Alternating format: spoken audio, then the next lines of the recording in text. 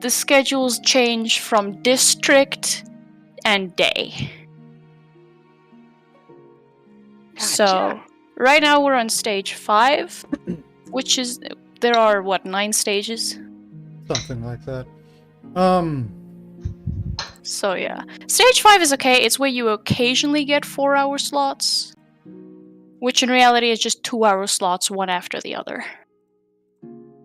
But so far I have 6 to 8 hours of power every day.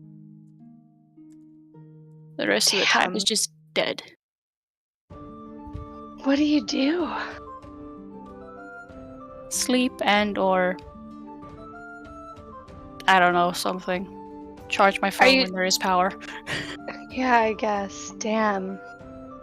Well, and I'm thinking, like, with food in the fridge, like, I know cheese can be fine unrefrigerated for, like, days, but, like, certain things... Shit, like, is stuff going bad in your fridge? I don't know, like, what? What we've been doing is that we turn down the temperature in both the fridge and the freezer so it stays colder for longer.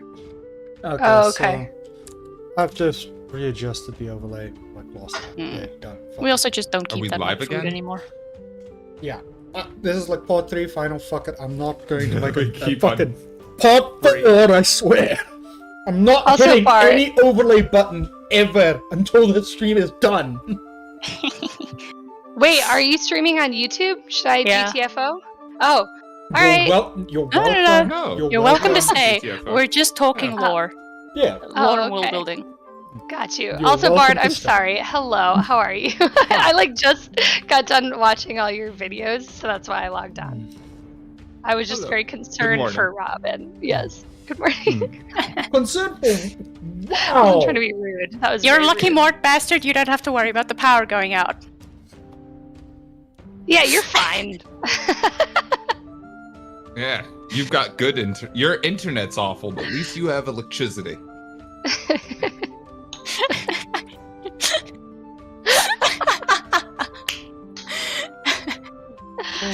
Amazing. I'm just joking around. We need to fix your character so you can get back in. That's true. Oh yeah, shit. Now you're Bearded just gonna fae. kill me. Watch me. I'm like, Mort, you're fine. He's like, oh, hey, by the way, let's fix your character so I can murder you in game. Sweet vengeance for ruining my overlay. Oh yeah, here, let me drop. No! God damn it. No, that's good. I'm getting ready for work. Oh shit, I have to leave. Wait, hold on. What time do I have to leave?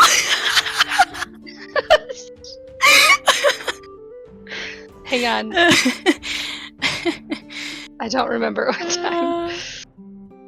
Oh, in 2 minutes. Oh, in 1 minute. Okay. Hey, I hope you guys have a great day. Bye. Bye!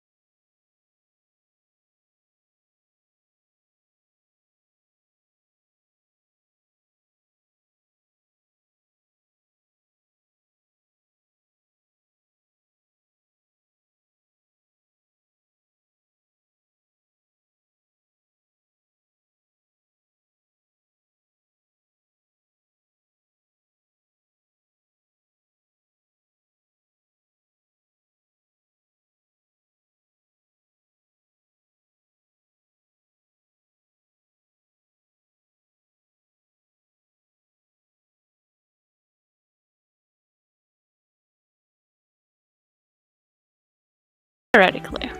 Why would he go bad? Wait.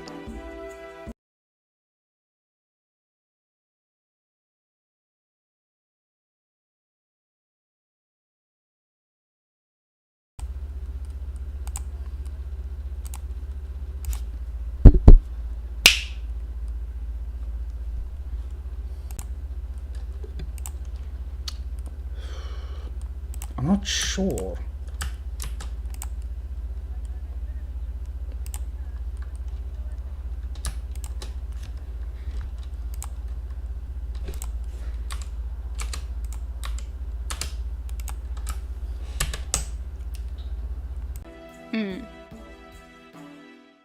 Okay. What else should we fix I mean, now? we could say that occasionally they do wake up for like split seconds with major events of some kind. Like with what happened with Elydius when he called all the gods, like that woke them up for like 3 seconds, and that's why they spoke to him, and then they immediately just passed out again. Mort, has the audio not been running on YouTube this whole time? I completely forgot to preset the audio because all of my other scenes have already got everything set up. You absolute dumbass. You better hope Rob remembers this conversation real well, bro. Dude, I kind of going expect like 3 hours. more. I think she's got like the entire conspiracy web reworked at this point. Bro, I've opened it like 3 times because we've been rapid firing so many ideas and changes. I just have to commit it to memory.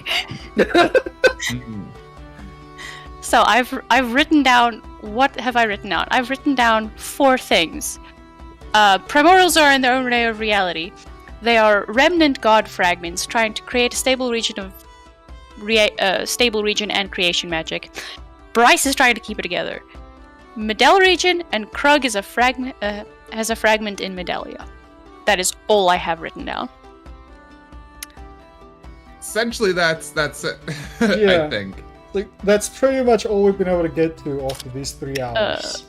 Kira, We discussed a whole change in the whole fucking timeline, believe. but then went back on it. Yeah, Uh, I can't fucking believe that I forgot to put the audio settings in. What man, the for a whole 3 fuck? hours as well. This is if it was on Twitch, someone would have come in and told us, but Yeah, since it's no like one the knows that we're even on moment. YouTube right now. Yeah. Yeah. I think this is as large a sign as I'll ever get. Maybe just stick to Twitch. Stick to Twitch maybe for now, right? Until you start like uploading other videos on like the what's it calls onto YouTube, and then start streaming from YouTube. But yeah, if you're just going, YouTube doesn't have easy discoverability like Twitch does. Yeah. Okay, so let's see. Season 2 plot that we need to work out. do we still You want gotta need, Courage like- to be the cool guy? I'm thinking, right? Don't change like don't be going and telling everyone now that he's No, not the BBE, but Like, it but literally super just us important. Yeah, keep that like super down low until someone else figures it out. Yeah. Mhm. Yeah, but he's just a big good guy now. Or is he? The thing I'm thinking about though, right, is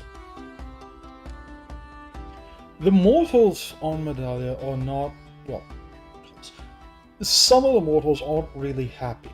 Like, the Drow have a massive issue with the gods. The dragons, at least the separatist factions, they've got an issue with the gods. Hmm. So, and they are actively trying to find a way to deal with the gods. So that could be a thing. Dragon Riders could be a cool season 2. Invasion of like some kind of dragon riders, not like too a la Aragon, but like a little a la Aragon. Group of like dragon riders go rogue and fuck everyone else over. Just the dragons themselves, because there is an entire faction that hate the gods. Yeah, there's like an entire city in the north of just Take purely the- dragons that hate the Take- gods. Take the dragons that hate the gods and the drow that weren't like that aren't put underneath our thumb. Have them team up, find like a third faction, or you know what I would do? I would put them underneath one of the old and forgotten gods. Like, I don't remember what we have, but like Warlord God or one of the evil gods who's like, not even evil, one of the gods who's been gone. Yeah, Should like be a like over returning there one. with the dragons. Yeah, like one of them that's returning, and probably is one like Kiraj tried to remove at some point, but Yeah. failed. And Someone now they who want knows what's revenge. going on and could unravel everything if that has the potential to unravel everything. Mm. That's the kind of good escalation. And there's also the other thing about, speaking of unraveling, now we're back on something that I did with Kiraj, which is like last episode. It's those trees. Because the whole point of them was that they were just collecting magic in the area to basically act as destabilizers. Like, things aren't really where they're supposed to be, so things start falling apart.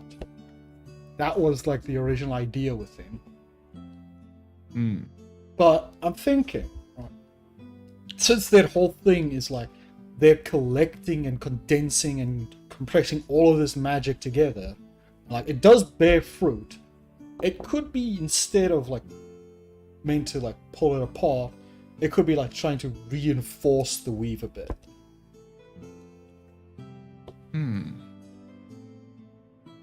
Because at the core, the weave is still holding everything together. That hasn't really changed yet. Well, it's holding magic together, right? Which... And here's like these 6, 7, maybe more very big focus points that just sort of grow in areas now. And it kind of works if it's like meant to sort of equalize the magic a bit, because they're mostly around hotspots. Like Midialian City was a massive hotspot because a lot of mages were there. They put a lot of magic into the walls and the wards to keep it safe. And the tree is right up the hill from it. Yeah, and like Ted felt it. When he walked out, the barrier was a lot weaker.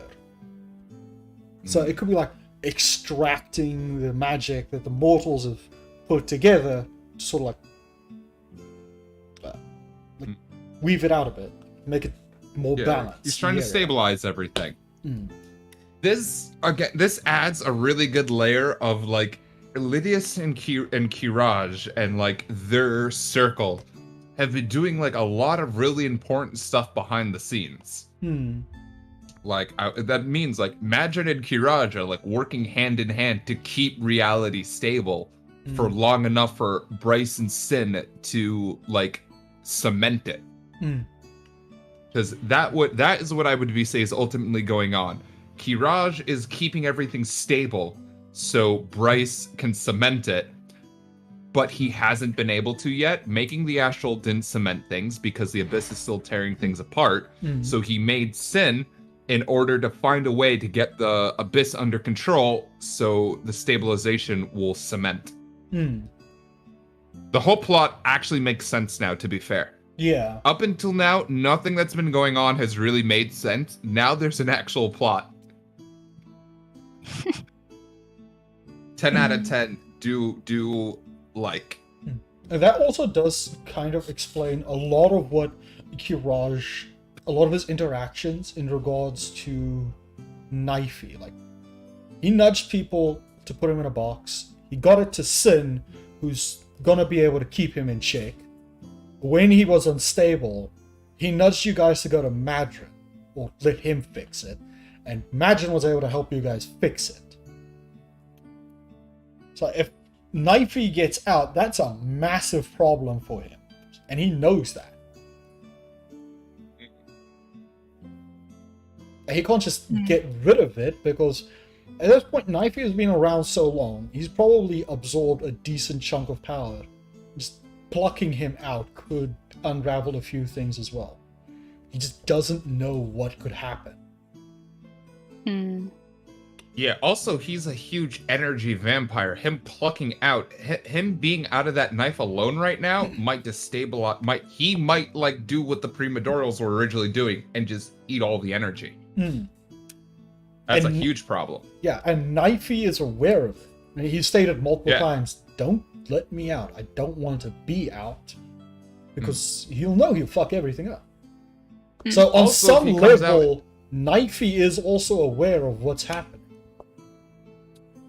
Yes.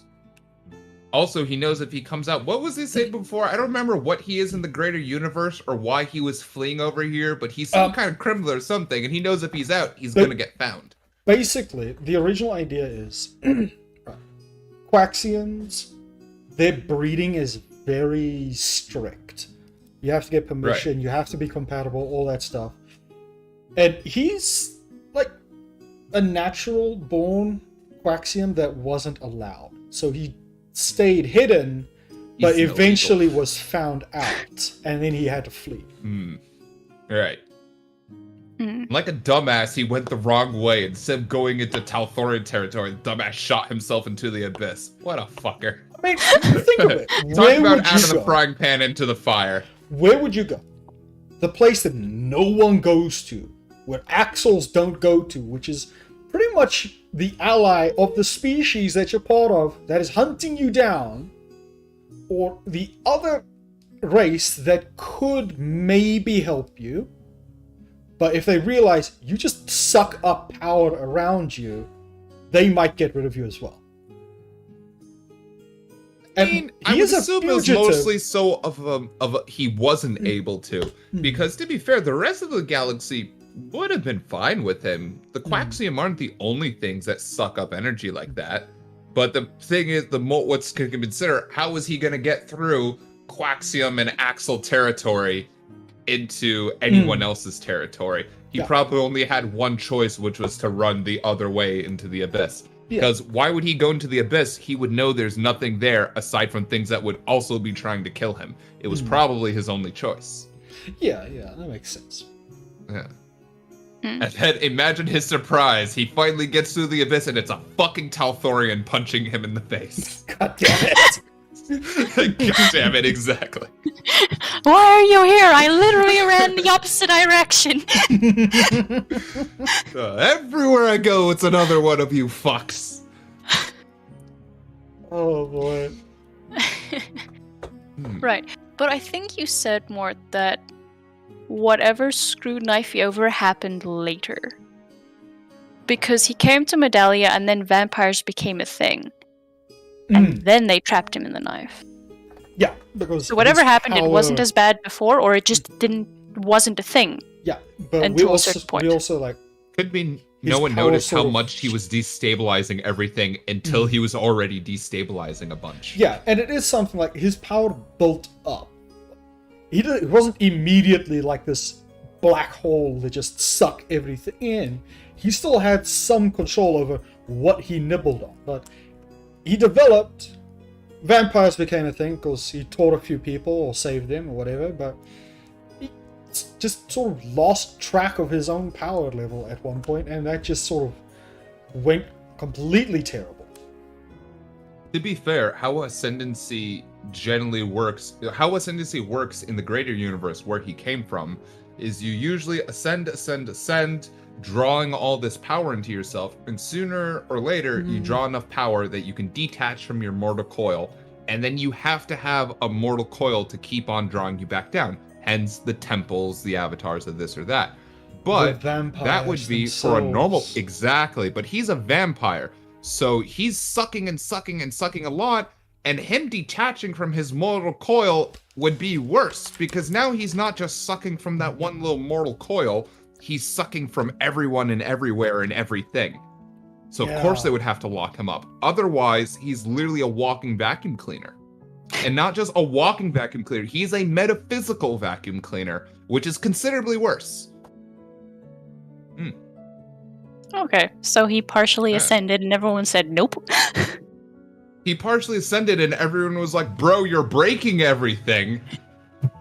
Oh, that Like, could Kiraj also can't have that. it could also tie into why he's so reluctant to leave. Like he realizes with the vampires that he ended up making, everything just sort of spiraled out of control. He put in everything here to screw himself over without knowing.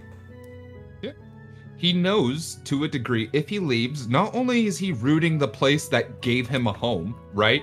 I know we kind of said that he, fought, but clearly he was then around on the planet for quite a long time, and Kiraj and Elidius, and no one else did anything about it, right? Until he got too far and they had to lock him up. So he knows if he comes out, he's destroying the place that gave him a home, and he's announcing to the rest of the universe that's looking for him, hey, I'm over here. Yeah. Including, remember, his patron god is on the planet and possibly looking for him. Yeah. Because he did to his come patron over god, here. he's a threat now. Yeah. Remember, you got people go up within their own pantheon. Knifey might be here, but he's from the Axel Quaxian pantheon. So Quax now has a direct rival for his own pantheon, and someone who could be how we've just judged how Knifey works. That's a really dangerous ability. Now put that with a bunch of other gods. He's essentially a god who could grab another god and do the big sip that Bard did to the snake. Of course he wants to stay in that knife. The second he leaves there, he's a wanted man. Murderer who can't stop murdering. Yeah, And because very of the Dracula.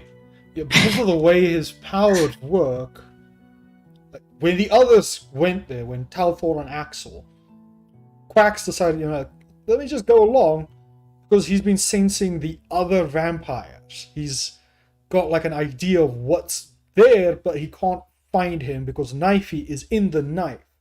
But because the vampires came from Knifey, the power is similar enough. It was just maybe he's here. Wait, is there a vampire genocide going on right now and we just don't know? Is there not always a vampire genocide going on, as whenever we discover vampires, it's immediately, we've got to genocide them? I mean, not just us. We've met, 2 vampires if you include Knifey? And we immediately tried to whoop the shit out of them. Right. Yeah, that's But also the other I thing. still walk around with a stake in my jacket at all times in case we come across one again. Poogie wants to stake whatchamacallit with a tree. Yeah, it's and meanwhile, this guy, there's I can't even remember his name. The vampire that keeps popping up. Sullivan. Sully can. Vampire keeps on popping up. Sully. That's what his name has been to us.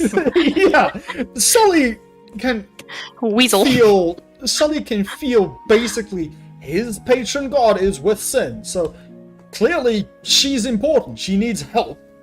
What? I guess that would explain why. Okay. Thanks for coming in and borking the overlay.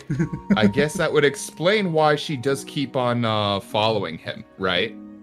Or yeah, why he keeps on following her, and why he turned her. He must have thought it was super weird that the god of vampires was being carried around by a not vampire. Yeah. Also, I didn't realize chat was moving. Hello, chat. Was that Zeph and Sig and Sarah and Yeah. I don't know who else was in there. I can't see it.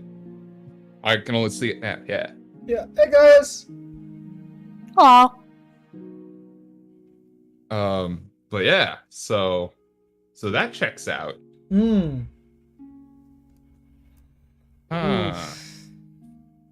Yeah, but where are the vampires then? That's kind of like a question. Where are all the vampires? What are they doing? Who are they doing? That is actually a good question. Because for the most part, you've only encountered the vampires when you were dealing with Knifey. And you've only encountered one of them. Yeah, just one asshole's been following us around, and then there's Knifey. There's not actually been another vampire, I don't think. It could be that Knifey. Here's one idea, they need Knifey in some way to make another vampire. Their own conversion isn't correct. Oh shit, is it one of those only the original vampire can make more vampire things? That's a rule set that sometimes in some setting vampires follow. Yeah, Only that's the OG why- proper vampire can make more. That's why he keeps following Sin. Because she has him. Meanwhile, Knifey Wait. doesn't want to make more vampires because it'll make things worse. Especially Question, because though. they're white court vampires and not red court vampires. I will only compare vampires to Dresden vampires from now on, by the way. That's just how that works. Yeah, we I don't. have not we seen don't- this. I'm going to be out of the loop. I have to link you my link. I have to send you the details for Audible that I've got so that you can just listen to the Dresden Files. It is fucking fantastic. To specify how it works, their red court vampires are more similar to what we like with the Dracula kind of esque vampire. Wait, yes, to the Dracula esque Yeah. vampires. Yeah, The while white the court white courts are vampires more emotional vampires. are emotional spirit energized, and black court are like the magical undead vampires. Yeah, they're like Like the proper zombie, dead. yeah, Yeah, the Nosferatu like vampires. pretty much. Isn't there a fourth court? No, there was only the three: the white, black, and red. You're thinking, I think, there's also like the summer and winter for the Fae. Right, and Dresden is so good and very like there's a lot of different factions in it. You guys Yeah. think Lislow's complicated? It's just 6 races. hell It's easy no. to follow. Dresden has got so many different factions: the angels, the fallen angels. Santa's also Odin. Odin and his pantheon is just there. It's very confusing. Yeah. Also, Santa is Odin. Dresden, Yeah, and it's Santa great. is Odin. I love that. That's great, actually. But I wanted to mention though, if only Knifey can make more vampires, what happened to Sin? She's holding on to Knifey, so she might have No. been bitten and infected, but her She having was- Knifey. She was slowly turning, but all of that got stopped in its tracks because she ascended. Yeah. Here's what. The vampires of Midalia don't know that they're white court vampires, so they thought biting her on the neck and everything was how they do it. They didn't realize she's just been steadily turning vampire because she's just had Knifey. And he's, remember, if so, if this is what we're going Well, with, that could he's have an like energy vampire. accelerated the process. Exact. So it could have accelerated it, yeah. But she was already in the process of turning, because Knifey, even if he doesn't mean to, his energy is still there within the knife, and she's been holding it. So like, there's some manipulation. There's some what's it called going on. And now that she's ascended, she doesn't really have the basically that ascended power is sort of interfering, so she can't turn into a natural vampire. Hmm. And that really does explain This- why Sully is after her. He's trying to get to Knifey. But He's also Knifey, probably super confused. Yeah, like, he what doesn't- is going on? but then Knifey doesn't want more vampires, because if he makes more vampires, it'll make him stronger. And it'll make things worse. And also Quax is here. It's only a matter of time before Quax is like, why are those weak Quaxiums over there? Mm-hmm. There shouldn't be any Quaxiums in this part of the universe. It's only a That matter could be of the time. other thing. Like, he was looking. That could be a season he 2. came That's here. a good hook for season 2. Yeah. It also makes a lot more sense as to why Talthor, Axel, and what's his name showed up and then didn't do anything. They showed up to be like, why are there a bunch of old gods and energy here? But then we're like, oh shit, middle management's got it on. They go. But Quax, who arrived with them, took one sniff around and was like, where's that son of a bitch? He's here somewhere. I can smell him. And that's also a good hook for 2. Quax being the villain and us like having to do something like protect Knifey. Mm. Quax. Quaxiums are such a good race. Remember, all the Quaxiums are super regal vampire-looking guys, like super like well put together, chiseled jaws, like that perfect hair, and they ride battle ducks. Yep, all That the is way. Perfect. Fucking battle ducks. And I have to they're- do this. I have to make duck dragons. Like, kind of like the dragons from Game of Thrones, but ducks. I was gonna say their nobility probably is more like platypuses, not ducks, but like platypuses, because those are like ducks, but like scarier. But, man, Venomous ducks.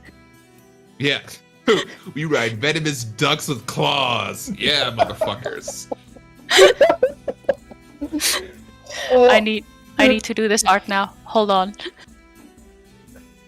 I feel really bad for whatever enemy tries to piss them off, and they just invade with an army of battle ducks.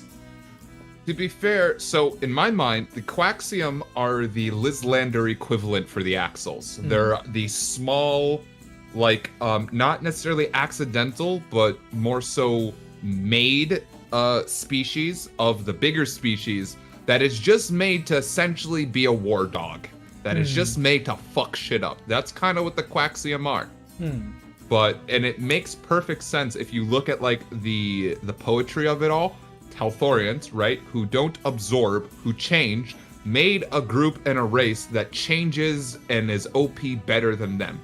Axles, who absorb and don't change, essentially did the same thing. They made a bunch of Quaxiums who absorb. Remember, the Axles are Slenderman looking guys. That's their base form.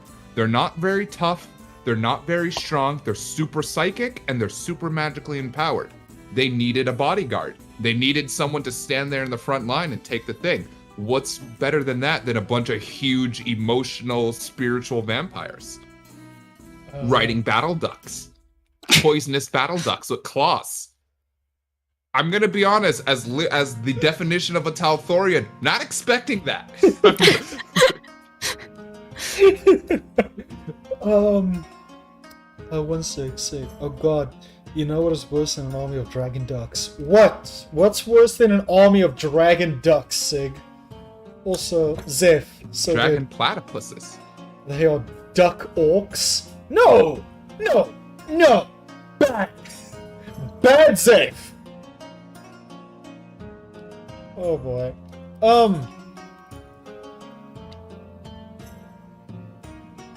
But that does also make me wonder now. If the quacks, if we're changing it up that they've basically been purpose built as the attack dogs for the Axle. Built might not be a way, but raised into this position, much like the Lislanders were for the Talthorians. Gotta have that perfect symmetry like that. Yeah. Because, I mean, even if they weren't, they could have been found by the Axles later, but the Axles stomped on them and then like, alright, you're ours now. Yeah, that makes sense. I'm just wondering, considering that, would they have been like the front line that they sent against the Changelings?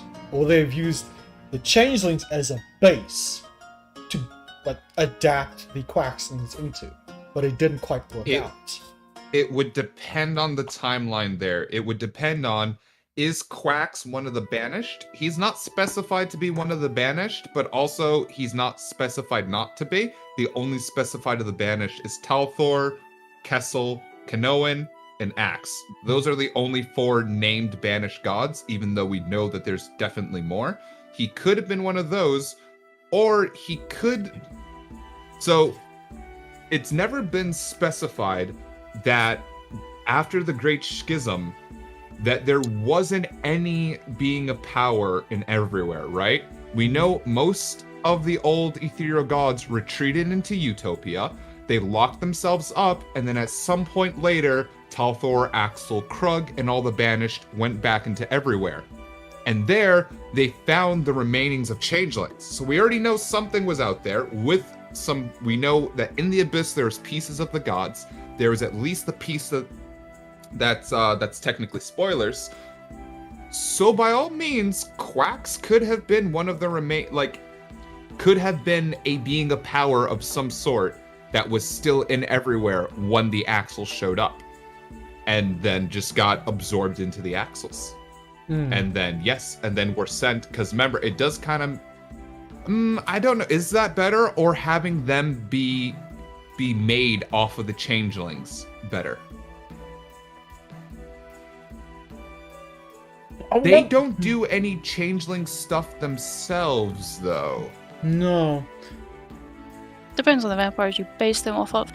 But it could be that they were essentially made from the changelings, but whatever they did to change them locked them into that one form. Yeah, like, remember, like, right now we have it, like, with the theory, with the bracer.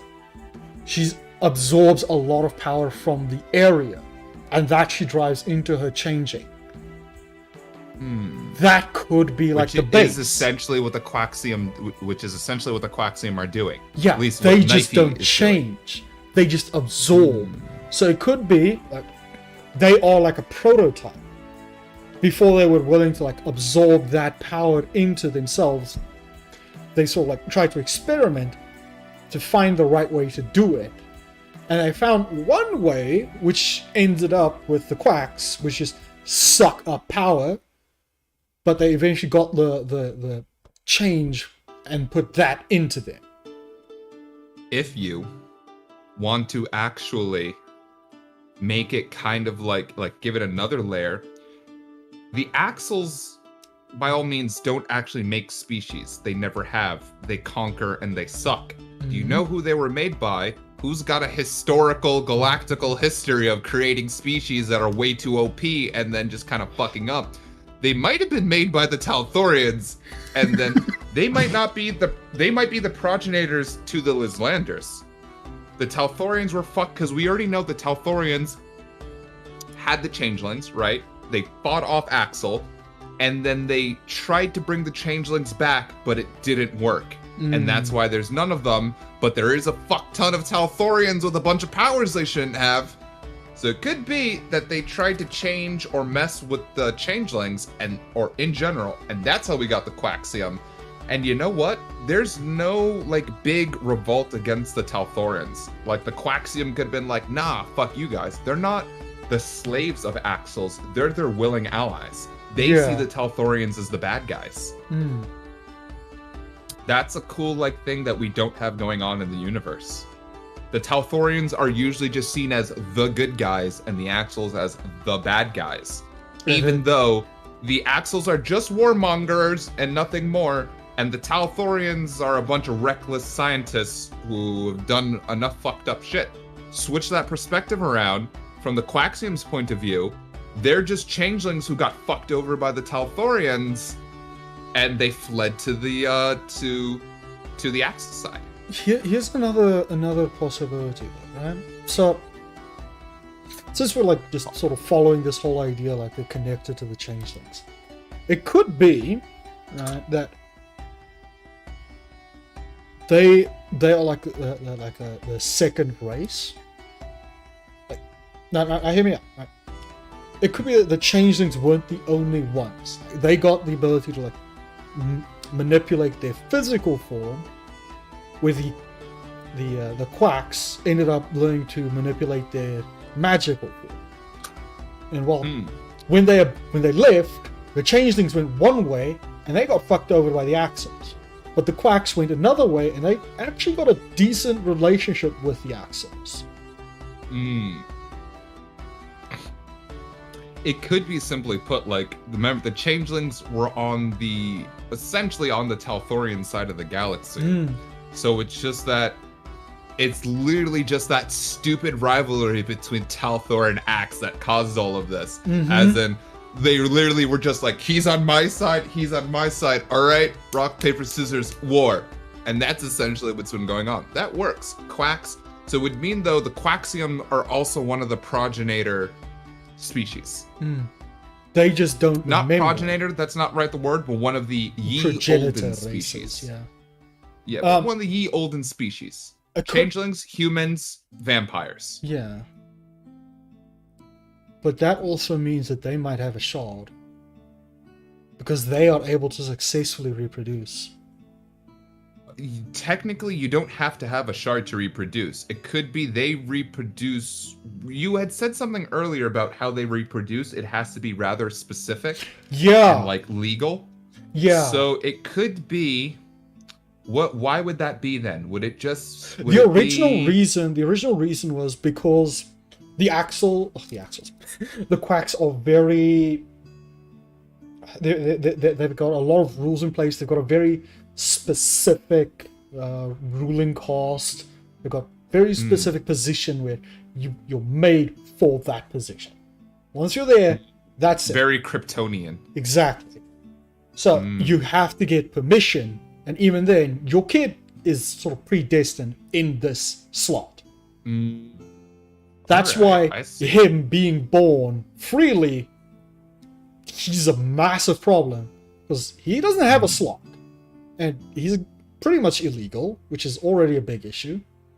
And now he's just grown up to be a threat, because there's no sort of limits that's been placed on him. And we know at some point along this, he ascended into at least some level of being a power. So he's a proper threat, not just to the Quaxium society, but he's a threat to Quax himself. It could be like part of a control scheme to prevent them from being a threat. And because he fucked off. Ooh. I like that implication. I gotta use the bathroom again real quick. I've been drinking way too much coffee. Yeah. I'm drawing dragon ducks. Nice. This thing looks like a plesiosaur. A plesiosaur, huh? Actually, I am going to grab myself a quick cup of coffee as well. I'll be right back. Yeah, I think just put us on be right back.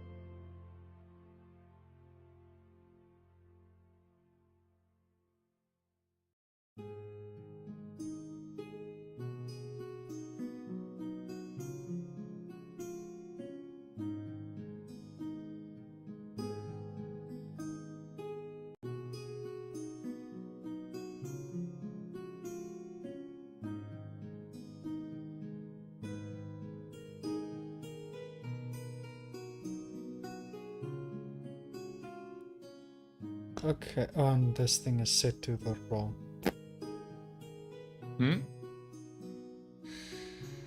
My overlay is wrong now. Let me fix this because again. no, it's like the window capture for the map is set to the browser and not to Discord. I literally put up that stream so you guys could enjoy that a bit. Let me just do this because I'm a lazy bastard. Come out.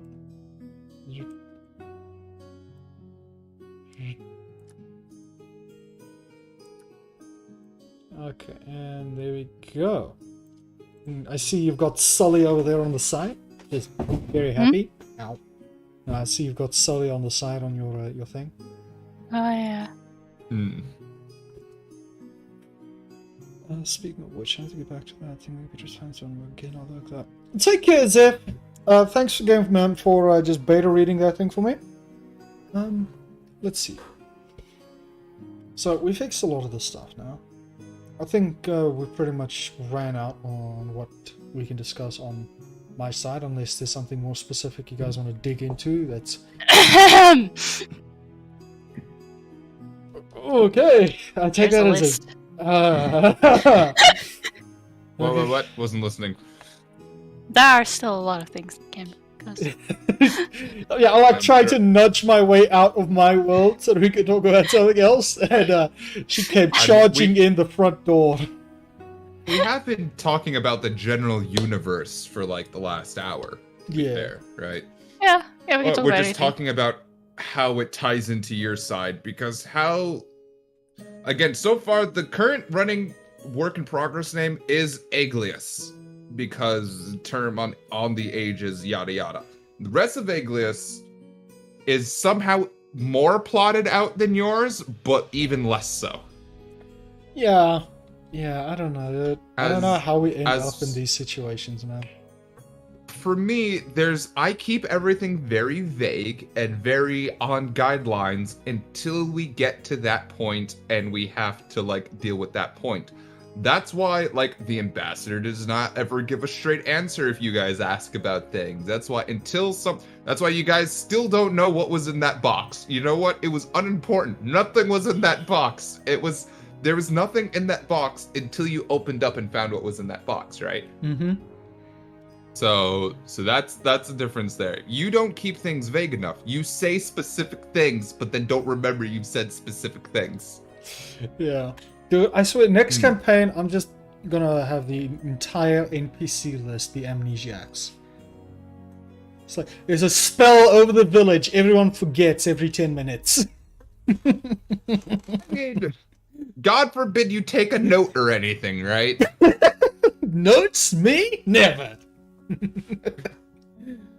But yeah. Man. I'm pretty on board with everything discussed today. There is one small issue. Yeah. Oh no. Technically it wasn't a thing, but it possibly still is. Courage and the Underdark. Hmm? Why did he banish the entire Drow Because they were civilization? They were fucking with the stability of magic too much. Yeah, I mean, that's a lot of magic they're throwing around. Hell, they still have a lot of magic being thrown around. But I think the bigger reason now, with how things have been changed up, like, he'd still try to preserve them because, like, they're so far the best mortal race that's been made, in his opinion. They grow very old and they have a lot of power at their disposal, so they could be very useful. So let's just put them away, whereas everyone else wanted to just erase them. Also, Bryce wouldn't allow that. Bryce would Yeah. have been super mad if he just erased all of that.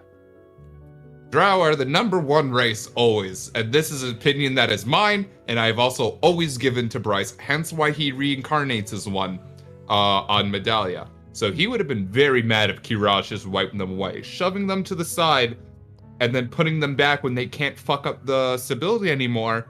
Makes sense. them being super mad at the gods and possibly fucking everything up later in the future was possibly a side effect they didn't see, like them messing with the essence of Kronok that has messed everything up. But if Kiraj's character motivation is to keep the universe, to keep this region, the Midel region, stable, then almost anything he does kind of makes sense and is explained away by that. Because while it might not make sense to us in the moment, right? He's actually omniscient. Unlike most of the gods, I would assume then he's pretty close to actually being all-powerful and omniscient, and he knows that, like, all right, we need the drow for later. Just gonna move them to a side until they can't break things anymore, and then we'll move them back. And gotta help out the merry band of chucklefucks because it looks like this timeline, Sin might actually become a god. So, like, there is some of that in there, I think.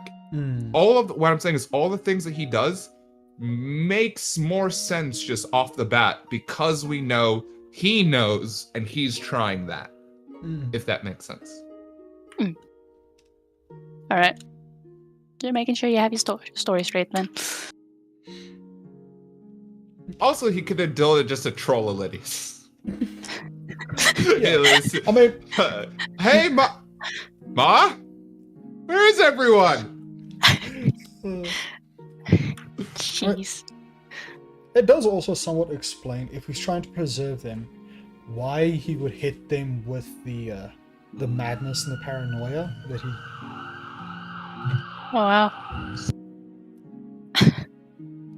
Okay.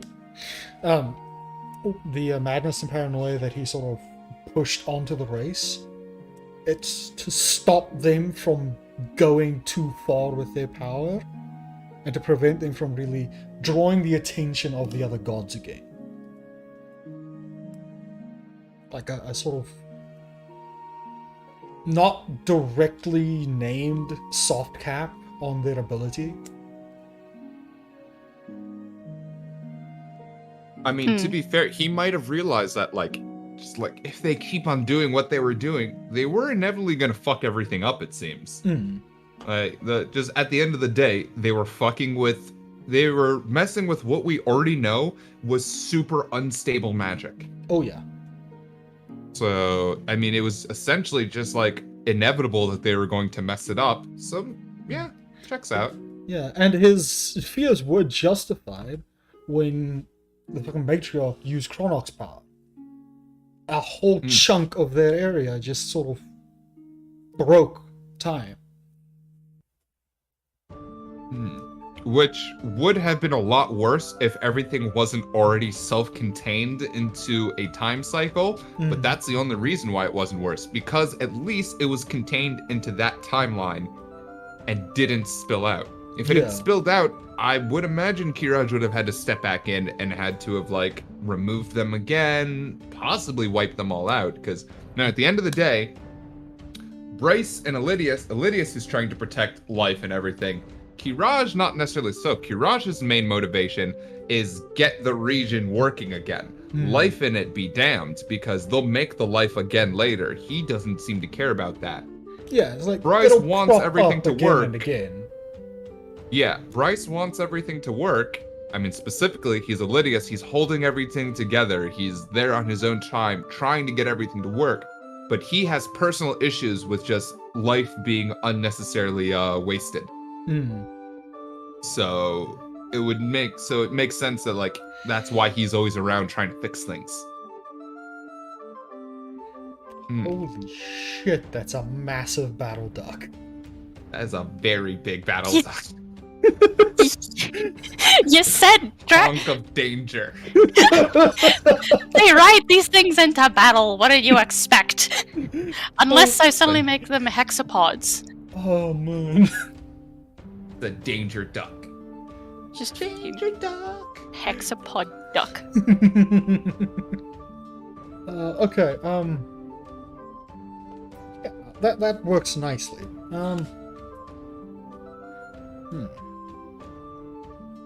And that could also explain Erudina's reluctance to interact with a lot of people. she knows what's going on, and she knows if she tells too much to the wrong person, things can spiral a bit. So that's why she stays in quiet areas, like under the city, where she could keep an eye on the drow, or in the astral, where no one will bother her. Yeah. It also explains why she just kept pushing you guys away whenever you brought Knifey along. Just, nope. Not dealing with that shit now. Yeah, to be fair, she knows that is a huge problem, essentially just waiting to happen.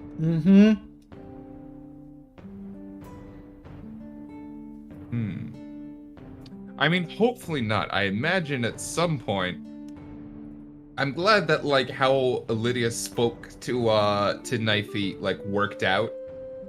And like made sense. So yeah, he was like, "Oh man, if you come out of here, I'm gonna have to kill you." That kind of seemed like he was just being a dick because he's an outsider. But now we know it's like, no, dude, if you come out, we gotta kill you because you're destroying everything. Yeah, and Knifey did pretty much agree. And it's like, I don't want to come. Nice of you. He was like, "There's no reason for me to come out whatsoever." But here's the other thing, though. Okay. Here's something, though, that does worry me a bit. He is held in there right now by wards and runes and magic and all that stuff. That was placed there by demons, devils, fae, mortals. Even with Madron's guidance and direct involvement, he may eventually just drain them over time. So what's refreshing it? What's keeping his box from just breaking apart around him? Because the whole way the box is right now is it doesn't contain others. It holds him. And everything else can come in because he will eat it. But what's stopping him? What's stopping him from eating the box? Just passively. I would say he does have enough control over his power, right? To not be eating that. Or I would say that whoever constructed the knife in the box constructed it in like a closed, self-contained circuit. So I would say he's trapped by his own power. Yeah, that could work. Also, hey Sarah, welcome back. Hiya. So like, I'm gonna throw a rock at this fuck.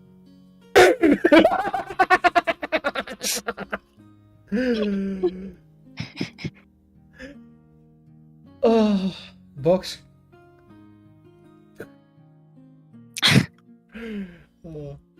Fourth time this fucking siren has gone down my street. Yeah.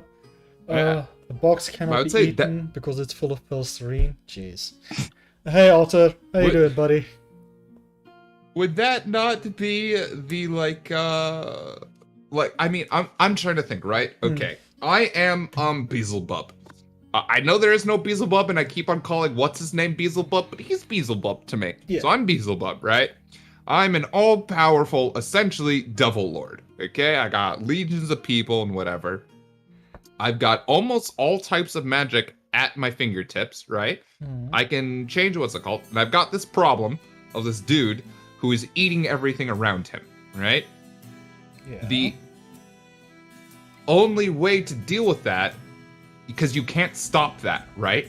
You can't stop it, but what you can do is you can put it into a closed circuit. So he's eating himself, and as he's eating himself, he's using that power to lock himself in. It's literally like, think of, what are those machines called? Gravity pumps. It's essentially a gravity pump. Yeah. As in, it's the water, it's literally his own power that is pulsating through the thing that he is eating off of and is keeping him locked away. The question is, would that last forever? Actually, I would say yes, because again, it's the same thing with Midalia. It is the same amount of power going round and around. Yeah, I would say it would last forever as long as it's not interfered with. Mm-hmm. Because that's also part of the thing. Like, the knife has been kept locked up until you guys got your hands on it. Mm. And we also almost broke it and had to fix it. Yeah. But here's the other thing, though, then. If Sin loses the knife, or if she keeps... We might have just fucked the whole universe. Just for a clip, she loses the knife, the whole universe might be fucked. No, it's not only that. Like, if she overuses it as well. Because it's built to suck in power. To, like, not really have that be an issue for him. If the power is too much, that's being, like... If he just keeps getting more power in, wouldn't that just overload the circuit? It would overload I would say at some point, though, he has to get enough power where he's not just actively eating everything around him, but he's got to eat everything around him to get to that point where he's able to not anymore. So that's the problem there. So he's literally stuck. He's stuck, and I think, like, so what Sin is doing is she's feeding him, like, a little bit, and a little bit. I would theorize at some point or another, he should have enough power to, because as we said, right, the whole detachment from the material plane, he's sucking up all the energy around him, and that's the problem. At some point, as all gods ascend, right, he should have his shit together to not be constantly doing that. But to get to that point, he's got to eat so much, it's dangerous. That's why he's locked up. Okay. And maybe the demons were feeding him. Like, we know that he was like basically being left alone, but maybe the demons figured that out, and we fucked that up by stealing him. Yeah. I would like to remind everyone we found him right next to my magical staff battery. My magical battery of a staff. And your battery was empty. And it was very empty. And that thing holds a ton of power. It's not confirmed that that's always been Elidius' staff, but it kind of seems like all the other gods had their own items. That was his staff. It had to have been drained at some point over the last millennia, right? I don't know how often Elidius decides to reincarnate himself outside of the time loop, right? Don't know how often Elidius reincarnates himself to what's it called. But that's his staff, and it's been around for what? 100,000 years? Something it had like power that. in it at some point. It had power in it at some point. That was when we found him, no longer there. We might have fucked things up even worse, is what I'm saying. The demons might have had the right idea. We lock him up, we feed him slowly until he has his shit together, and then we can let him out. And because we're a bunch of murder hobos, we walked in, stole him, and the thing that was keeping him safe, and then just fucked off. Because also, what is the one thing that could fucking absorb him if he explodes? My staff. Mm-hmm. I love how this is all just circled back. You guys caused this. Well, we didn't cause this, but we might cause it again. Yeah, but that also no, that actually does answer it. I was about to say, like, why would he avoid the astral then, though? Like, why would he want to avoid being outside in the astral? But if the astral is holding it knifey, it's like, you guys have had him around. Too much power too quickly? Maybe. And also, remember, he's a Quax, and at the root of the astral energy, since it is Elidius again, it's Talthorian. He might just not... Remember, when Bard also touches him, they both didn't really like it too much. They're just generally incompatible. He purposefully burns Bryce whenever he tries to touch it. Wow, what was that? What was that? Meow. Yes, they're just incompatible. That's why he doesn't like being in the astral. Being in the astral reminds him of being out and everywhere. Yeah. And he doesn't, and to be fair, like, he's cool and suave and all this, but it seems he didn't really have such a good life. He's an illegal birth. He's overpowered and a danger to everything around him. He's clearly hated by his own patron god to some degree, as again, Quax is around looking to kill him. Of course he doesn't want to be reminded of everywhere. Of course he wants to just sit in his knife and be left alone. There's literally nothing for him out there. And the one thing that was out there for him, which is Medalia, he's slowly destroying. Yeah. Yo, fucking really sad story all of a sudden. Poor fucking Knifey. Nothing. Jesus. More sad backstories.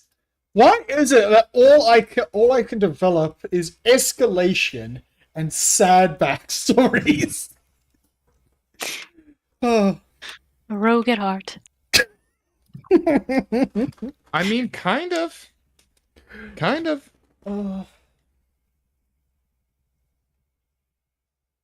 He really is stuck though, because again, that's the amount of power he's drained up already.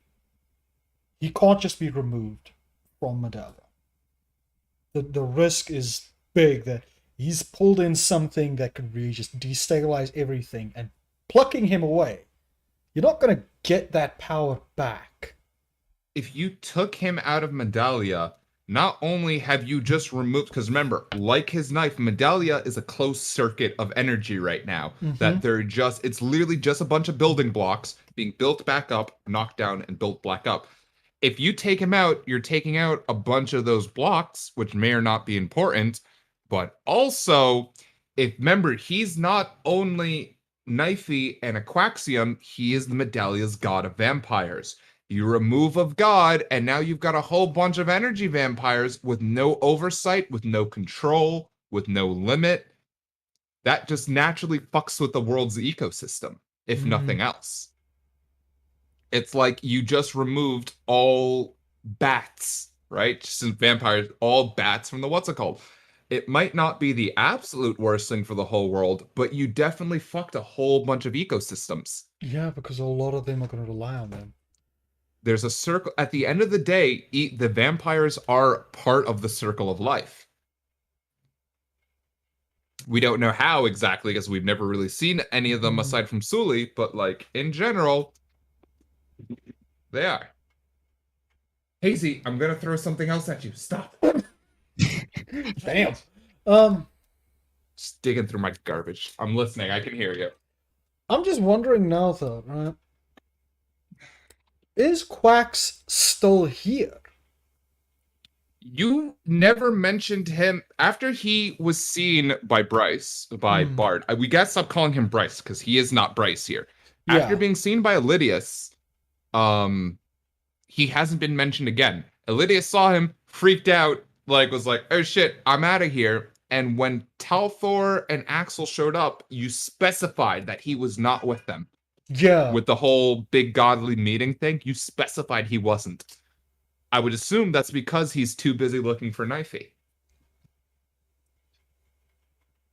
He may be hunting down the other vampires as the party is going around doing their thing. Like I said, is there a vampire genocide going on, and this guy's just killing them one by one, trying to find Knifey? I wouldn't be surprised. Meanwhile, I mean, you guys are I busy. would be doing that if I was him. Yeah. Kiraj can't get directly involved because it's going to show his hand very obviously if he tries to force this guy to leave. And he can't. Not a lot of people are going to be able to fight the god of conquest. Yeah, even if he brings Talmir in, why would Talmir cooperate with a chaos god? Against what is essentially an alternate version of him. Exactly. And he can't ask you guys to handle it, because that shows too much. It'll draw you guys away from your current job. If Elidius gets involved, it A, blows his own cover. B, he's not powerful enough to fight off Bryce. Actual Bryce would probably have difficulty fighting one-to-one against Quax, because Quax is a god of conquest, Bryce is a god of progression. Those are very different things. Those are very different skill sets. Bryce could only, even fully powered up, I would imagine Bryce would have to get the drop on him, like have done the Batman prep to fight him, and even then is still getting his ass kicked. Remember, Bryce fights like a bitch, right? He shoots from afar, he's the archer, and then he runs. That's his whole thing. Remember, he punched Suresh in the face and then fucked off planet. Yeah. What's he gonna do against what's anyone gonna do against Quacks right now? Nothing. That's why Kiraj is not like that's why all the vampires are getting genocided. There's nothing any of us can do right now.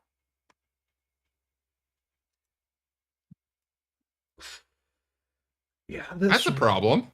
That really works though very nicely for a season 2 thing. Like Sully comes back because he needs the help. He can't really get anyone else to help because he's a fucking vampire, so no one trusts him, and he has no choice but to go to you guys. Kiraj may be forced to show his hand at that point. Like everything just keeps going to shit, and he has to step in personally, which could probably cause a lot of trouble. This might push Knifey into a different situation on his own, because if Sully gets his hand on Knifey, that could just give Quacks a massive heads up. Like, here's your target, have fun. And if Knifey gets involved at all, then that's also another, here's your target, have fun. And if you guys don't remove him, he's still a conquest god. And this is a whole area, a whole region that he can just conquer and claim for the Axles. Yeah. And there's like several huge problems with like for our characters. There's several huge problems with this, all of this for them. Firstly, there's no reinforcements. Okay, like if Quacks just decided to lose his shit and started killing everybody, there's no one to come and help, right? And we already know Elidius can't get back out. He tried to get back out and screwed himself over. Which begs a question on how did he get in, yada yada, which that's going to be swept underneath the rug. You see that rug? Lift it up, slip it under. The one thing that I'm thinking about, right, for that, because he's already involved here, because he's gotten everything, because he became like part of the astral here and all that. He doesn't have the power to get back out. Yeah, he's like, a part of him is like solidified here, so to say. Like it's weighing him down like an anchor. So when he left, it just pulled him back in. Mathematically speaking, Elidius is about, let's say, 10 to 15% of Bryce's overall power, and then he had to use the majority of that to create and hold the astral. So he just doesn't have the power to leave. Yeah, if he leaves right now, all of Midalia might fall apart. Which means he can't. So that would also explain why he's still here and he's kind of stuck here. He can't leave without risking, which also then goes to explain as why do we need Sin so badly?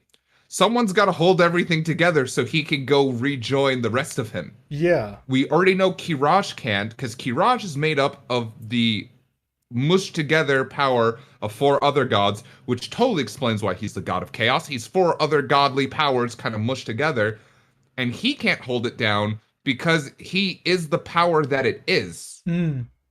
Right? He is technically everything. He is Medel, right? So he can't be holding it together because he's too busy being everything. Yeah. He needs the other source. He needs someone else to be there. Which is why, again, so when Elidius shows up, he sees Medel at that point struggling to hold everything. He says, all right, I'll help. Here's a chunk of my power to put us all in a bubble so you can at least like not be stretched out that much and be narrowed in. But he probably didn't realize once he put his power in place like that, or what happened is he didn't realize it until he left for the abyss again and got cut. When he stepped out into the abyss and immediately found out, oh shit, I don't have enough power left in me to exist in non-existence anymore. And he had just enough to rewrite himself under new rules, because again, he's a god of mind games, not a god of brute power. Yeah. So he found the loophole of rewriting himself back into existence, which again, that still has huge implications on the rest of the universe. Is Elidius now an entirely separate being from his bigger self? Or will he still be able, when he reconnects with Bryce, is he now tying Bryce into Medalia? As Medalia is now part of him. That Or is a as good he's part of question. Medalia. When he joins up with Bryce, is Bryce also now like bonded with Medalia? Like he would be with Lislow? Hold the phone here. Sorry, one sec. I just I'm holding it. realized. No, it's sorry. I just realized that the music stopped. It's bugging me now. Music Like stops. we've been going on for a while. Like wait. Something's missing here. There we go. Can you hear it? Nope. I can't. No. It's because When you fixed your audio, it did that. no, Yeah. no. It's because I'm not streaming to Discord. You guys Ah. can't. Yeah. Oh, right. That's why. Yeah. Yeah. Okay. It's okay though. I'll just play this I for don't anyone mind. who's listening. But yeah. So, and it could also be like on a very base level, it could also explain why Elidius rewrote himself back in the way he did. He did it before, so he just sort of defaulted back in a panic. Yeah, it's more so he might have also realized that if he deleted himself there fully, Medalia might still fall apart. So he had to. It's not only his energy that's holding everything together. Something has to be there to actually conduct it. Yeah. Remember, energy doesn't just stay stable. So he realized in writing and leaving that, there was probably like a split second when he stepped out of Medalia in which Medalia, like, something magically went in Medalia as nothing was being held together anymore until he came back. So that's why. It also begs the difference, and some of him probably did reconnect with the rest of Bryce. Yeah, I mean, the way I had it with Ted, like, when he stepped out, he was basically forced back, but a piece of him broke off, and that became like the Ted that just zipped across the sky. Yeah. So it could be a similar situation where, like, a piece sort of breaks, and that is just ejected out. Yeah.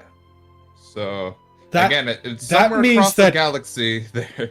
That means, though, that Elidius, this one, he's been broken twice now. So that's like two versions that sort of just zipped off from Medalia. This Elidius is very weak and very depowered. Like, It a would- lot so. If he's been broken twice from just being in here, that would explain We don't even know the lack that of the power. original Elidius. We don't even know that the original Elidius that came in here wasn't already a splinter of a splinter. Yeah. Because remember, it's quite literally Shadow Clone no Jitsu. Yeah. Right? At some point, Bryce created another version of himself. This guy, right, Elidius, might be a splinter of a splinter of a splinter of the Ambassador. Right? So it is very sketchy. This Medalia is like this close from going ass up at like all times. And it If would also anyone's- very much explain like why the Primordials woke up. It's like, things are very unstable right now. Things were going well for a pretty long time, and we could take it easy, but something is very wrong. Yeah.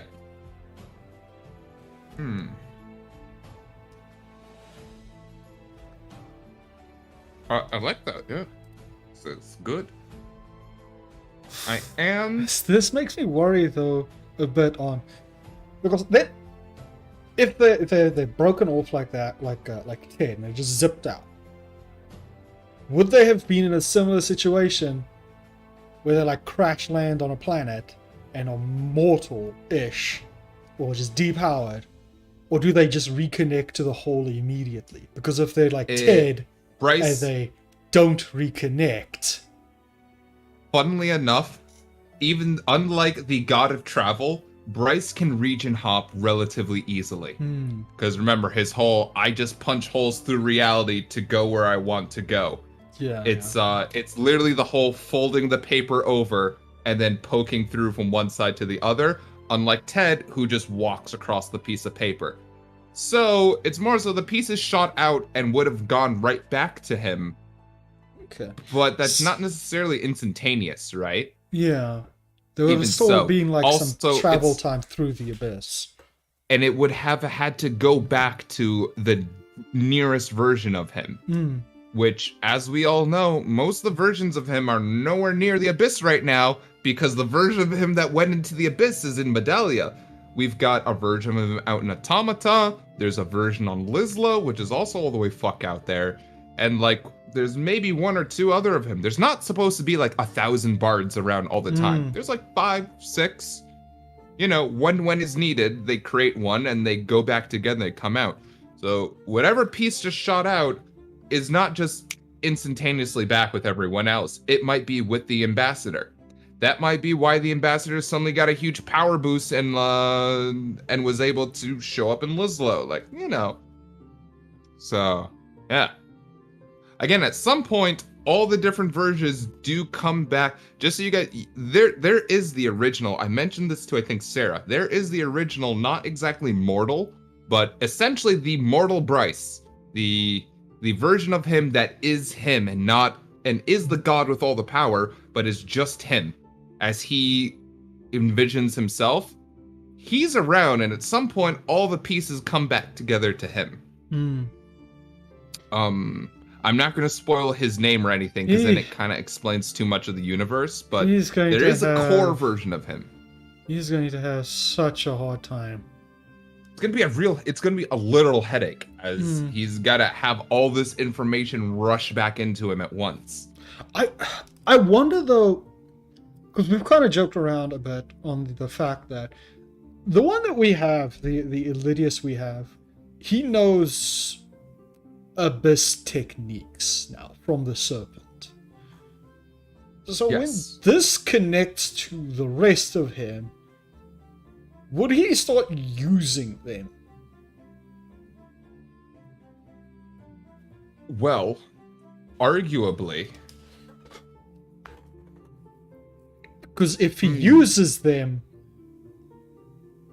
and considering he pretty much ate the memories of the actual abyssal, he may be able to just trick the others, just use their own techniques to make them leave him alone. Possibly. It means, like, knowing Bryce, right? It means he would be able to, like, disguise himself better, spoof himself in front of the what's-it-calls better. But at the end of the day, there's still a very core difference in Lislander's soul burning or Talthorian creation to that abyssal manipulation and stuff, right? It's still very much not his forte. So you'd probably be able to, like, use a bit of it. I would imagine when he gets back to the abyss now, it's not going to be so hard for him to exist within the abyss. But more so than that, not really. Like, again, the rest of the world does kind of work on that same rules that you said of too much power gets too chaotic and too much. That's why, like, for example, Lislanders, they quite literally wash the power down into themselves. They bind it immediately with the soul, so it is them. Talthorians just change everything into its base version in creation. So, generally speaking, he doesn't need all these different versions of magic in him either, and having that many could cause a problem. Especially with one like the Abyssal, which might be quite literally contrary and contracting to his other powers. Yeah, just force him to split. Oh boy. It could be not necessarily like corrupting him, but you know how there's very clearly a bit of corruption throughout all of the bards. Prime example, Bardbot. This could be like the thing that sparks it all. That's essentially how something like that would happen. Even if it didn't what sparks it off and it was already there, having just that kind of aggravates influence, it. it's going to aggravate it. You know that Bryce's original base power set skill was mist and water and tentacles. What does that sound like, and what does that has not been what he does up until now? Yeah. Up until now, you guys have seen him doing green air. That has been very specifically his thing, as that is his original what's it called. And I haven't figured out how I was going to introduce the purple water, mist, and tentacles yet. It's always been there, but it takes something to get it going, and him sucking up the snake is probably jump-starting it. Yeah. Or jump-started it further. Okay. That's actually is not just how that's actually how that whole side of his abilities is going to be explained. The purple, the water, the what's it called, him connecting himself to Midalia did give him another skill set, but also like, again, much like Kiraj being a mash of different godly energies together, you don't want to do that because it's hard to keep, what's the word I'm looking for? Under control is not really the word. Stable, coherent. Yeah.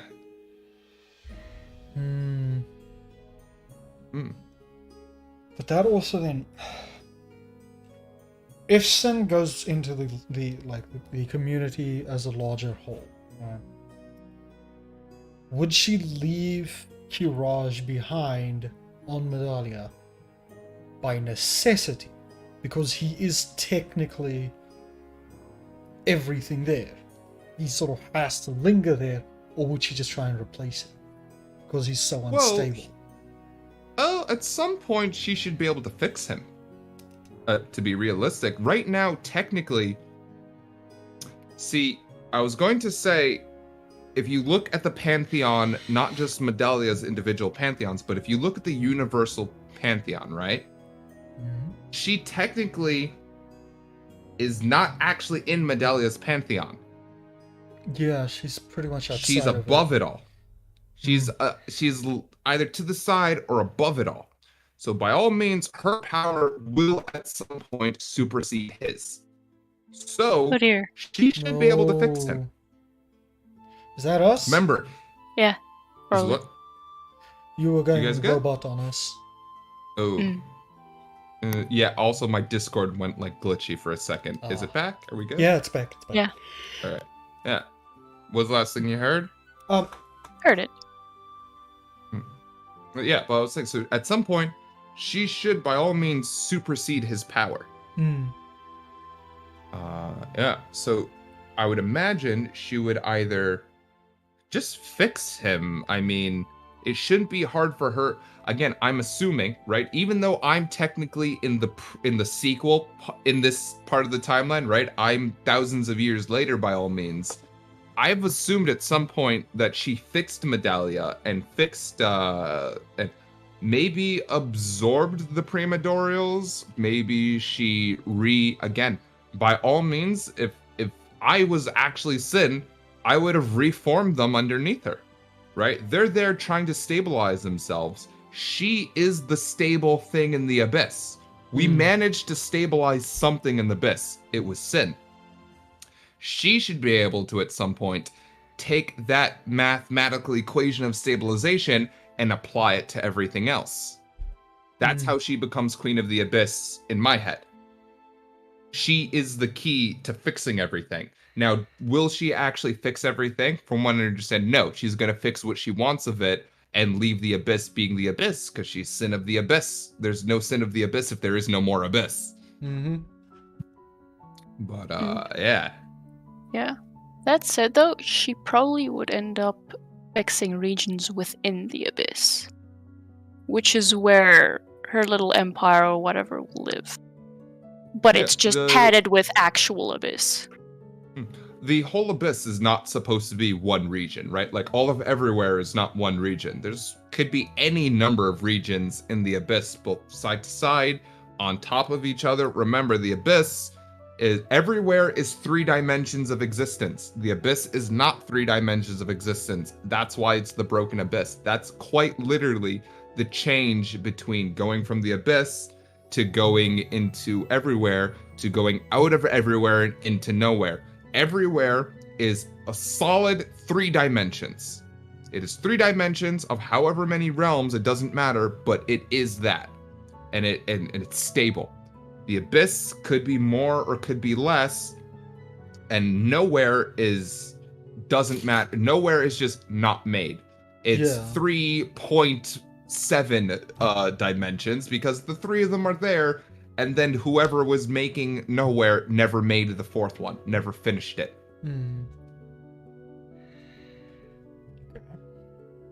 So yeah, so by all means, like, it could literally be you take 1 step into the abyss, you're fine. You take another step, you're in Midalia. You take a 3rd step, and you're back into the middle of murky blackness nowhere again.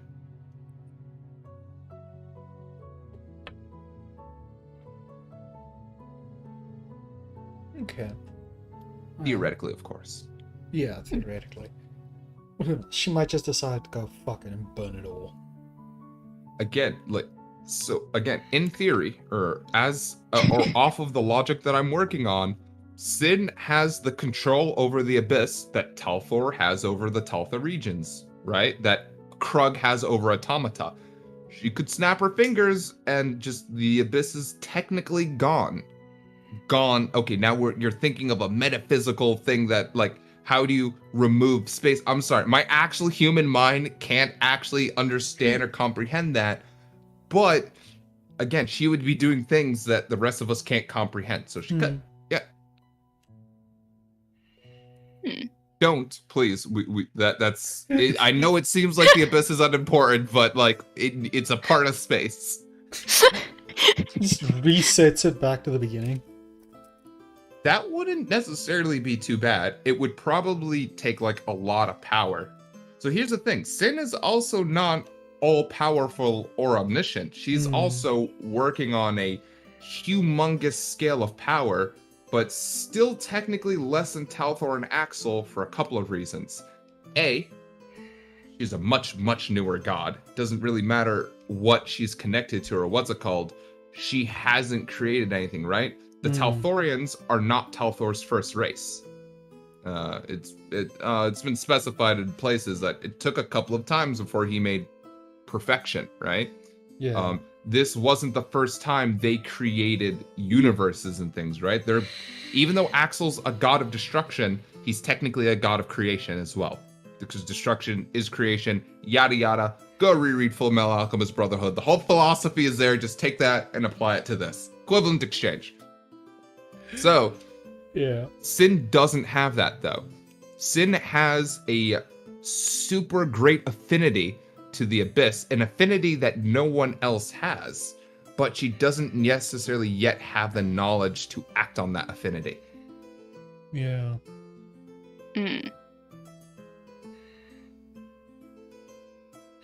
Yeah, so for the time being, I imagine she's just kind of being spooky in the abyss. To be fair, I imagine she doesn't want to break anything further either, right? She also knows if she messes with too many things, she might break everything again. So it's smart that she'd be like more. Yeah, like the others studious, will more probably, like... as will probably point out, like a lot of these things are very fragile. If you sort of poke this, you can break 5 other things if you don't poke it right. Exactly. That's the whole problem with the abyss. The abyss is all these dimensions smushed together and broken. It's quite literally, like just like a pile of wooden blocks. You take one out and a whole bunch of it comes tumbling down. So she's got to be relatively careful until she's got enough experience and power to just be like, the abyss is mine. Snap my fingers and whatever changes, right? That doesn't happen overnight. Yeah. Bryce has been on comparable power level for a couple thousand years of linear time, right? And he mostly just knows how to jump between regions and like do massive things with magic. He can't even create a race yet. He's not even up that high nearly to do that. He can create like really small things, versions of himself. He can't create full life yet.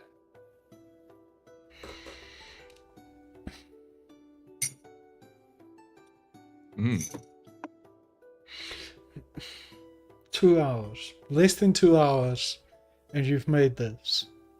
2 hours? I swear to God, she's made that in like 10 minutes. When did we start this one? 100 minutes? I don't know. I swear I just looked up. I didn't even see the small... I didn't realize the big one and the small one were 2 different pictures. What? Oh, shit. That looks so cool. Mm-hmm. Oh, Quaxium Battle Ducks. This is why people don't fuck with him. When I see something like that coming to my place, I forgot something important. Wait 1 second. Oh no. Where is my... Honestly, it's a good point. Like, think of all the things that, like, you have to fight, normally speaking, right? Within Aglius, right? Mhm. Okay. You've got the Talthorians with their cool magitech and their cool, wow, we snap our fingers and, like, we summon fire. Okay, that gets boring real quick, right? Like, how many times, like, oh shit, the Talthorian Fire Brigade is here. Turn on the fire hose, right? The axles will suck you up and this and that. But also, if you just hit an axle hard enough, it dies. Mm-hmm. Okay? What? And like, okay, and spaceships. You blow up a spaceship. What are you gonna do when you look up into the sky? There's a small army of fire-breathing, like, armored, half-immortal ducks. Also, who are like telepathic and like beaming surrender now messages into your brain. It's not even that you don't have a good chance of winning. This is not a fight worth fighting. It's not. Oh, jeez. I can at least see why they would deploy the quacks as like a front line. The sheer demoralizing factor alone is plenty. They are a very good comparison to the Lyslanders. As quite literally, like, what else would you want fighting each other aside from these 2 groups? These are essentially the 2 groups that you would need to fight each other, because Lyslanders are like not essentially the same thing, but have got that similar scary power skill of, all right, what are you gonna do when a dozen dudes are just, they're not on flying ducks, but actually, to be fair, the Lyslanders are on a planet full of just as many horrific animals. So like, what are you gonna do when a bear with a Lyslander on top just comes falling out of the sky? You hope you've got a bunch of fire-breathing ducks on your side. Because that's how that fight is going to go. Mm-hmm. It's just gonna suck. Jeez. Oh, man. Damn, the battles between Lyslanders and Quaxium must be like fucking legendary. Oh, man. It's just 2, like, I can just see like 2 people just warping reality each other, just like back and forth and back and forth and back and forth. Even though I don't know exactly what is the Quaxium powered system. They're just powerful and tough, and they manipulate, I assume their magic manipulates reality in some way like everyone else's does. Right? I mean, the main idea with them was quite literally just they suck up power around them to sustain themselves. Like, the ducks are pretty much immune to it, so that means like the ducks. The more they fight, subspecies? though, the ducks could be like a subspecies, but that would mean like the longer the fights carry on, the more general devastation, the more energy in the region for them to just absorb and continue fighting. They're like the ultimate attrition machine. You can't beat them by tiring them out. They just can which is why you would need a Lyslander, the only other comparable species that can manipulate energy to that level. Mm-hmm. Yeah, I get. This is also why the world can't have a lot of Quaxium. The Axles would have realized immediately, shit, if these guys keep on fighting, they will just wear everyone down, so we gotta keep a small group of them that are, like, manageable. Essentially the same thing for the Lyslanders. The Lyslanders are the same thing, but aside, they have way more control over it. And it's more specifically individualized. A Lyslander will have a natural affinity to a number of things, and just being around, example, Bryce in the Monday campaign right now is sitting in the middle of nowhere where it is just wind and water, slowly powering himself back up. Like, that's what you do as a Lyslander.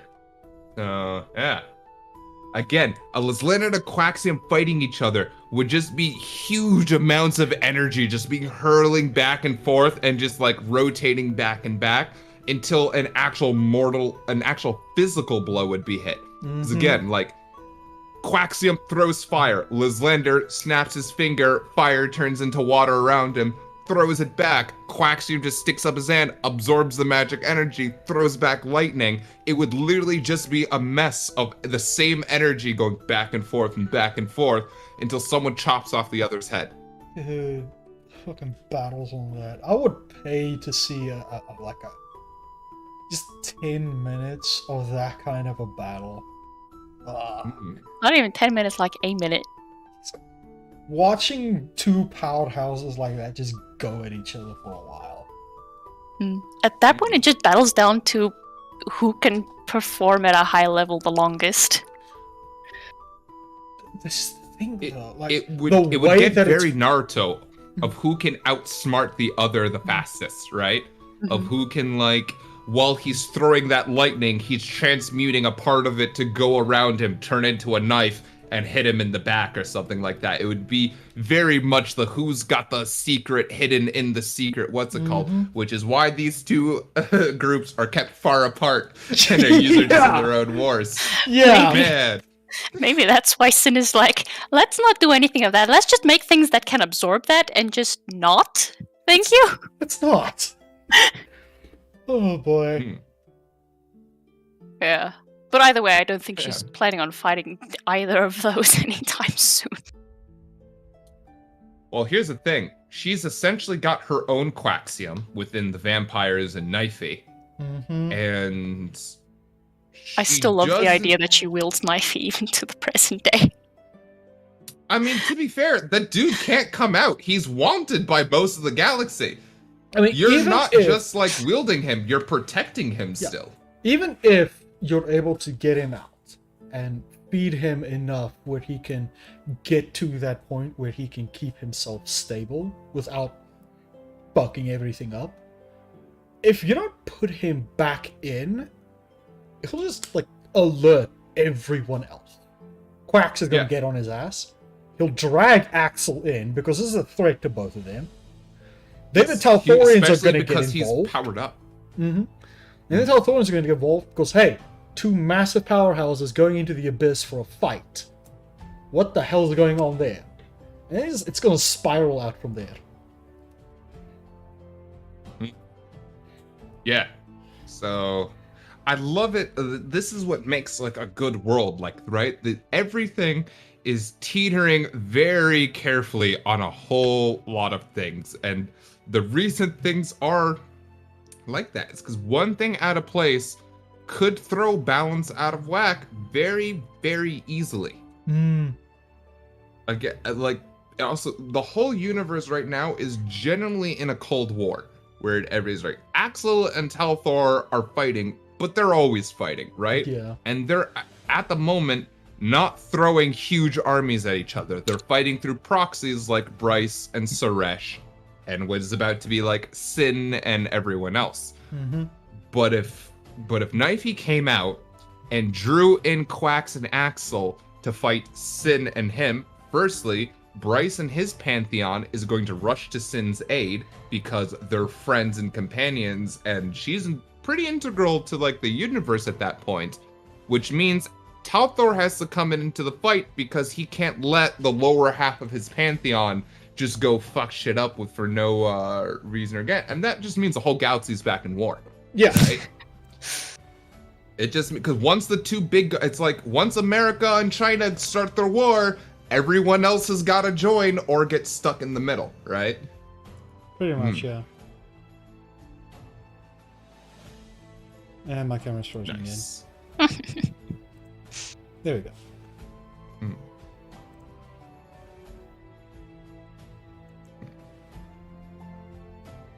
All right.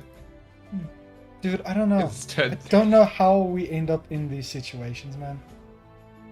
I don't know, but it's nice when it all works out. But yeah, this has been going on for too long. And this is like part 3 on it because of OBS breaking on me. So I think from now I'm just gonna stick to Twitch. I don't know why my OBS breaks, but I'm not gonna fucking deal with this shit again. But yeah. It's just interesting though.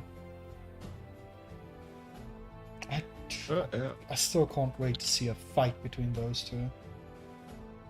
Oh man. Those two, you mean Quaxiums and Lyslanders? Mm-hmm. Trying to think, just like generally speaking, in like the history, what that must have happened at some point, like definitely, as the Lyslanders have been around for a couple thousand years, and the Quaxium for even longer, and they're both essentially just war dogs. So there must have been some fight somewhere. Yeah. Probably not in like thousands of years because they have been in a Cold War for quite a while. Yeah, it's probably like when there was still open warfare going. That they deployed these two and they realized, oh shit, don't do that again. They probably ended up doing a lot of damage where they were deployed against each other. Man, I wish I had thought of this before I already figured out how we're ending the shattering of Lislow, or that would have been the shattering of Lislow. Just both armies deployed, and that's how Lislow goes. Yeah. Damn. That's alright. We've already got a cool way for how Lislow is shattering. Yeah. Yeah, alright. But yeah. I don't think we've got anyone else here, so yeah. Definitely switching back to Twitch though after this, because breaking is really getting on my nerves.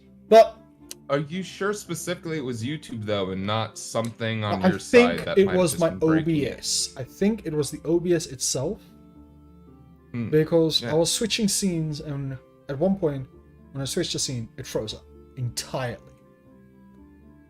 So yeah, and at least on Twitch, like I don't switch scenes. I've got one scene, maybe two, and that's it. And I don't really. Right. So yeah, but yeah, I think this is good.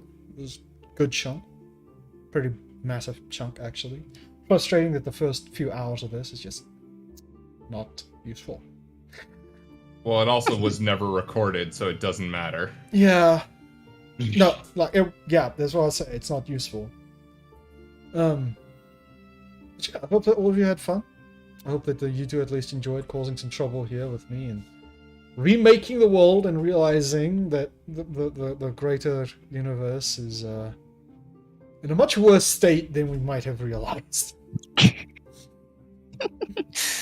Greater universe is in the same state that it was right before. The Abyss is in a worse state than we realized. Yeah. The rest of the world was already 2 like pushes from falling over. That wasn't changing. Adding the Quaxium didn't change that. Midialian now has got some issues it needs to start dealing with, though. Yeah, I'm now wondering. Right? They have the quacks. It's like they're big attack dogs. You deploy them when you absolutely want something gone. Yeah. Why are they keeping some of the changelings then? Because the changelings do things that, like, again, a Quaxium is going to lose to a Lyslander, or is going to lose to a fully powered Talthorian, right? It's not really, a Quaxium can try to suck off a Talthorian all he wants. Talthorian can change his energy to be poison and kill a Quaxium.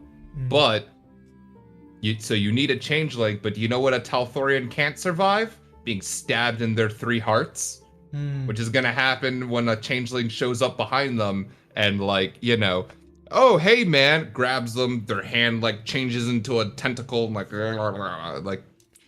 changelings have their place. Yeah, so You can't always use the chainsaw and the hammer to fix every problem. Yeah. Again, a Quaxium was never going to kill Bryce. Bryce is going to see a Quaxium coming, start soul burning, and he'll be fine. But Netheri, if Netheri didn't give herself away the moment she met him, she could have actually managed to assassinate him or something. Yeah, that's why. Sometimes you do need the scalpel. Yeah. It's just a shame Netheri is a bad scalpel. He's just a bludgeon. Netheri is a scalpel that's actually like the size of a chainsaw and a chainsaw. But like a chainsaw has scalpels. Yeah. But in theory, the changelings would be the scalpel way of dealing with something rather than a Quaxium. It's Blunt scalpel.